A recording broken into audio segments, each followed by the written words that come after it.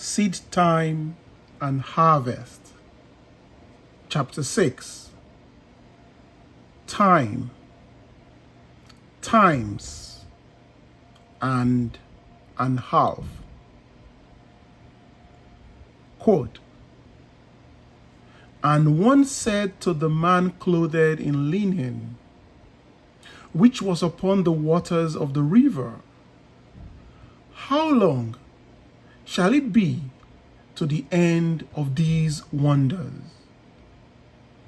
And I heard the man clothed in linen, which was upon the waters of the river, when he held up his right hand and his left hand unto heaven, and swear by him that liveth forever, that it shall be for a time, times, and half." End quote. Daniel chapter 12, verse 6 and 7. At one of my lectures given in Los Angeles on the subject of the hidden meaning behind the stories of the Bible, someone asked me to interpret the above quotation from the book of Daniel. After I confessed I did not know the meaning of that particular passage, a lady in the audience said to herself, quote, "If the mind behaves according to the assumption with which it starts, then I will find the true answer to that question and tell it to Neville." End quote. And this is what she told me. Quote, "Last night, the question was asked, what is the meaning of time, times, and half, as recorded in Daniel 12, verse 7. Before going to sleep that night, I said to myself, now, there is a simple answer to this question. So, I will assume that I know it, and while I am sleeping, my greater self will find the answer and reveal it to my lesser self in dream or vision." End quote. Quote, "Around 5 a.m. in the morning, I awakened. It was too early to rise from the bed, so remaining in bed, I quickly fell into that half dreamy state between waking and sleeping. And while in that state, a picture came into my mind of an old lady. She was sitting in a rocking chair and rocking back and forth, back and forth.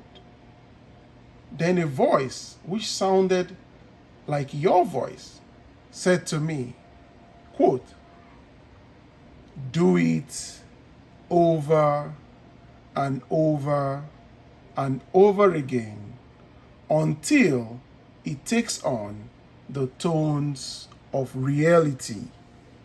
End quote. I jumped out of my bed and reread the 12th chapter of Daniel, and this is the intuitive answer I received.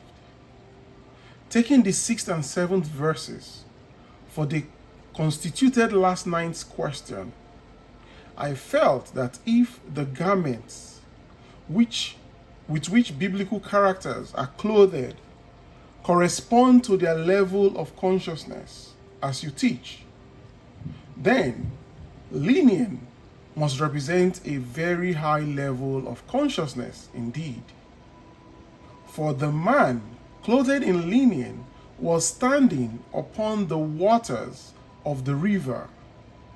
And if, as you teach, water symbolizes a high level of psychological truth, then the individual who could walk upon it must truly represent an exalted state of consciousness. I therefore felt that what he had to say may indeed be very significant. Now, the question asked of him was, quote, "How long shall it be to the end of these wonders?" And his answer was, quote, "A time, times, and half," end quote. Remembering my vision of the old lady rocking back and forth, and your voice telling me to do, quote, "do it over and over and over again until it takes on the tones of reality." And remembering that this vision and your instruction came to me in response to my assumption that I knew the answer, I intuitively felt that the question asked the man, clothed in linen, meant, how long shall it be until the wonderful dreams that I am dreaming become a reality? And his answer is, quote, "do it over and over and over again until it takes on the tones of reality."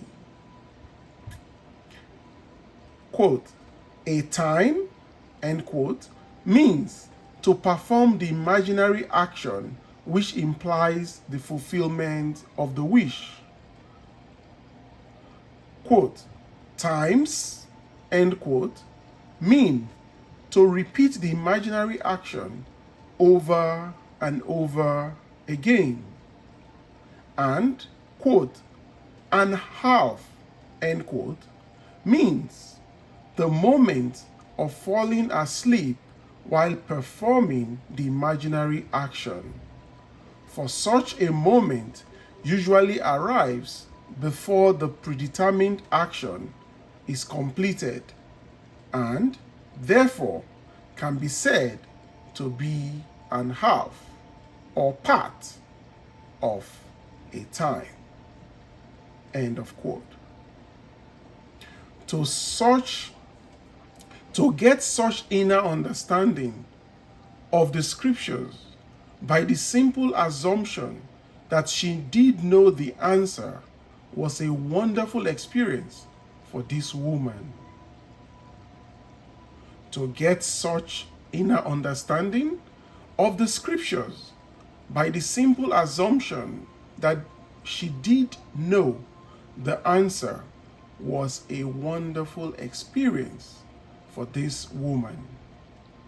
However, to know the true meaning of, quote, "time, times, and half," end quote, she must apply her understanding in her daily life. We are never at a loss in an opportunity to test this understanding, either for ourselves or for another. A number of years ago, a widow living in the same apartment house as we came to see me about a cat. The cat was a constant companion and dear to her heart. He was, however, 8 years old, very ill and in great pain. He had not eaten for days and would not move from under her bed.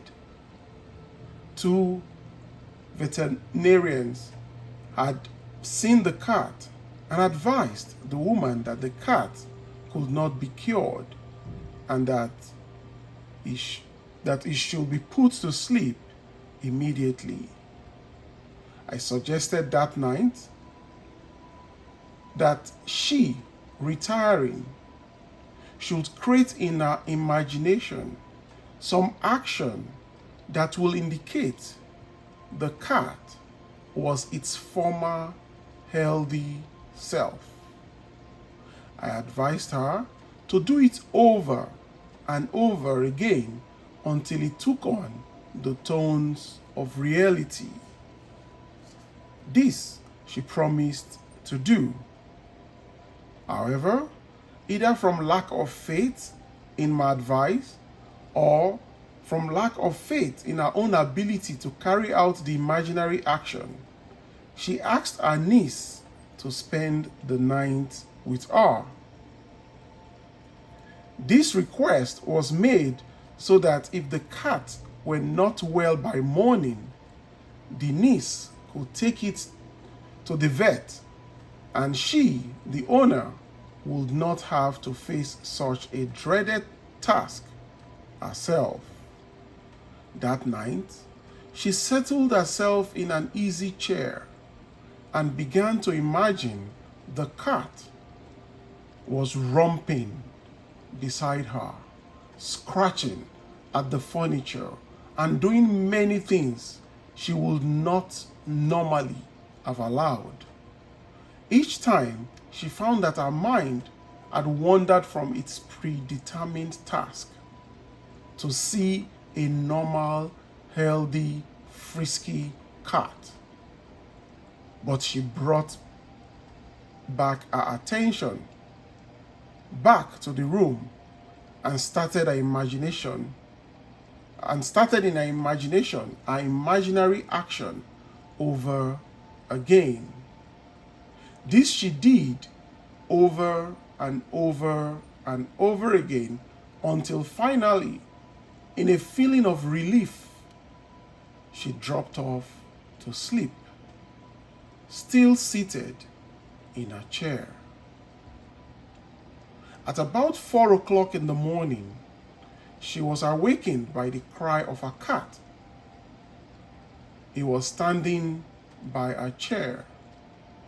After attracting her attention, he led her to the kitchen where he begged for food.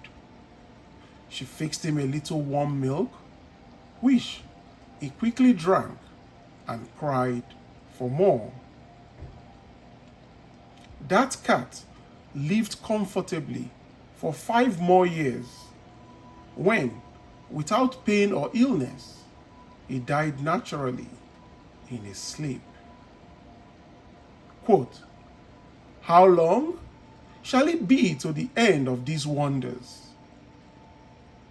A time, times, and half.